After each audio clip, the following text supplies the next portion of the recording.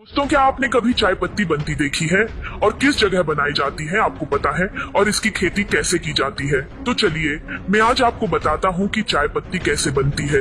सबसे पहला स्टेप होता है प्लांटिंग का, जिसके लिए नर्सरी में से लाए गए अच्छे क्वालिटी के चाय के छोटे छोटे पौधों को इस प्लांटिंग मशीन की मदद से बोया जाता है।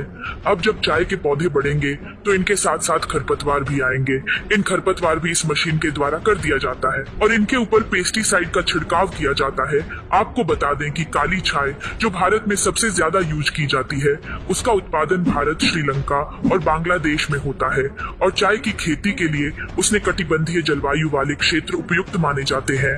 इसलिए भारत में मुख्यतः असम, पश्चिम बंगाल, तमिलनाडु और केरल राज्यों में चाय की खेती की जाती है और भारत की 95% चाय यहीं पर उपजाई जाती है, जिसमें असम चाय के उत्पादन में सबसे आगे है। अब प्लांटिंग के 1 साल के बाद ये चाय के पौधे हार्वेस्टिंग के लिए तैयार हो जाते हैं। चाय के पत्तों को अलग अलग तरीके से तोड़ा जाता है।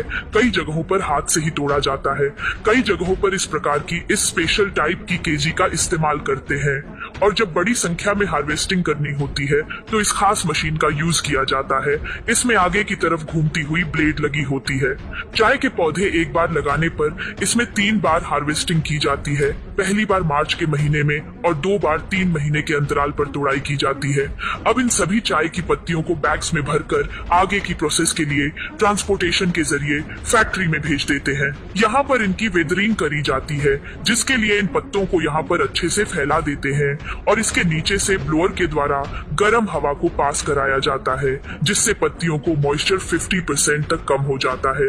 इससे चाय की खुशबू और भी उभर कर आती है। अब आगे की प्रोसेस के लिए इन पत्तियों को रोलिंग एंड क्रशर मशीन में भेजा जाता है। यहाँ पर इन कम नमी वाले पत्ते इस मशीन के द्वारा रोल हो जाते हैं और आगे जाकर इसको क्रश कर दिया जाता है, जिसके लिए इन्हें इस खास बॉक्स में भरकर उसके नीचे लगे पाइप को ऑक्सीजन गैस वाले सिलेंडर से जोड़ दिया जाता है। चाय पत्ती और ऑक्सीजन गैस के रिएक्शन के कारण इसका कलर धीरे धीरे काला होने लगता है और यही प्रोसेस चाय को एक अच्छी कड़कदार चाय बनाती है। अभी इन चाय पत्तियों में थोड़ी सी नमी बाकी है। इसके लिए फिर से इस कंटेनर को इस सिलेंडर के साथ अटैच कर दिया जाता है। इस बार इसमें से 80 से 90 डिग्री सेल्सियस गर्म हवा को पास कराया जाता है, जिससे ये चाय पत्ती अच्छी तरह से सूख कर रेडी हो जाती है। अब चाय पत्ती की ग्रेडिंग के लिए इन्हें कन्वेयर बेल्ट पर डाल दिया जाता है, जहाँ पर लगी अलग अलग साइज की चलनी चाय पत्ती की साइज के आधार पर 3 अलग अलग कंटेनर में चाय पत्ती को स्टोर कर लेती है और फिर एक्सपर्ट की फाइनल टेस्टिंग के बाद ये पैकिंग एरिया में चली जाती है। यहाँ पर ये ऑटोमेटिक पैकिंग मशीन इसे पैक कर देती है। तो इस तरह से कड़क और खुशबूदार चाय तैयार हो जाती है। तो दोस्तों, कैसा लगा आज का हमारा वीडियो?